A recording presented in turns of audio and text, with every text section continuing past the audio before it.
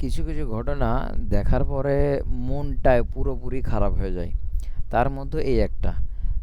এই ঘটনাটা হলো ভারতের এক বিমান, ইন্ডিগো বিমান বন্দরে ইন্ডিগো বিমানের মধ্যে একজন মুসলিম, এই যে এই ভাইটাকে কষে চড় মারাচ্ছে এই একজন ব্যক্তি।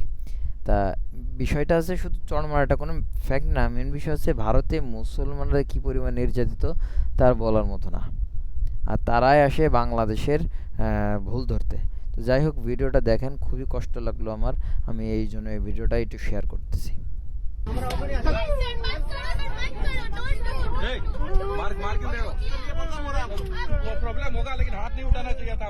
শুক্রবার ভারতের ইন্ডিগো এয়ারলাইন্সের একটি নিয়মিত ফ্লাইটে আতঙ্কগ্রস্ত হয়ে পড়েন হোসেন আহমেদ মজুমদার নামের একজন মুসলিম যাত্রী।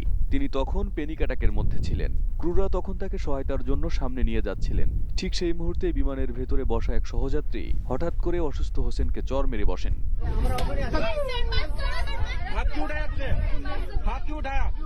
এই চড় মারার ভিডিও ধারণ করেন আরেক যাত্রী। ভিডিওটিতে স্পষ্ট দেখা যায় আতঙ্কিত হোসেনকে ক্রুরা যখন নিয়ে যাচ্ছিলেন ঠিক সেই মুহূর্তে এই কাণ্ড ঘটান ওই যাত্রী। ভিডিওকারী সাথে সাথে ওই যাত্রীর উপর ক্ষুব্ধ হন, সাথে ক্রুরা ওই ব্যক্তির উপর চড়াও হন। এদিকে ওই ঘটনায় এক্সে একটি বিবৃতি দিয়েছে ইন্ডিগো এয়ারলাইন্স। বিবৃতিতে আক্রমণকারী ওই ব্যক্তিকে অসভ্য যাত্রী হিসেবে উল্লেখ করা হয় এবং অভিযুক্ত ওই ব্যক্তিকে গন্তব্যস্থলে নিরাপত্তা কর্তৃপক্ষের হাতে তুলে দেওয়া হয়েছে বলে জানানো হয়। এইটুকু এর জন্য প্রাপ্য ছিল, ওরা তো মারা দরকার ছিল, এটা গণধুলাই দেওয়ার দরকার ছিল, যেটাতে শিক্ষা হয়ে যায়। শালার পুত। নোভা এলইডি টিভি ঝকঝকে চা।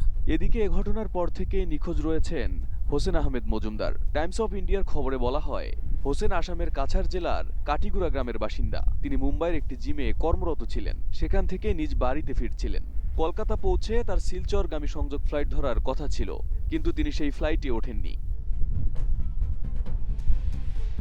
প্রতিবেদনে বলা হয়, শিলচর বিমানবন্দরে অপেক্ষমান পরিবারের সদস্যরা জানান হোসেনের মোবাইল বন্ধ থাকায় তার সাথে যোগাযোগ করতে পারছেন না তারা। এমনকি থানাতে অভিযোগ দায়ের করেছেন তারা। এদিকে ছেলের সাথে এমন ঘটনা ঘটার পর থেকে মানসিকভাবে ভেঙে পড়েছেন হোসেনের ক্যান্সার আক্রান্ত বাবা আব্দুল মান্নান মজুমদার। তিনি জানান, পরিবারের জন্য মুম্বাইয়ে গিয়ে হাড়ভাঙ্গা পরিশ্রম করতেন হোসেন।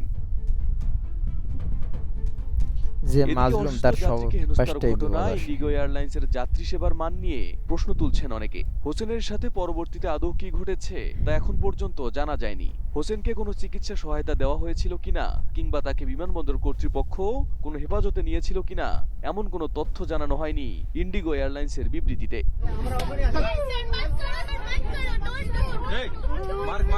Arif Hasan, ATN news.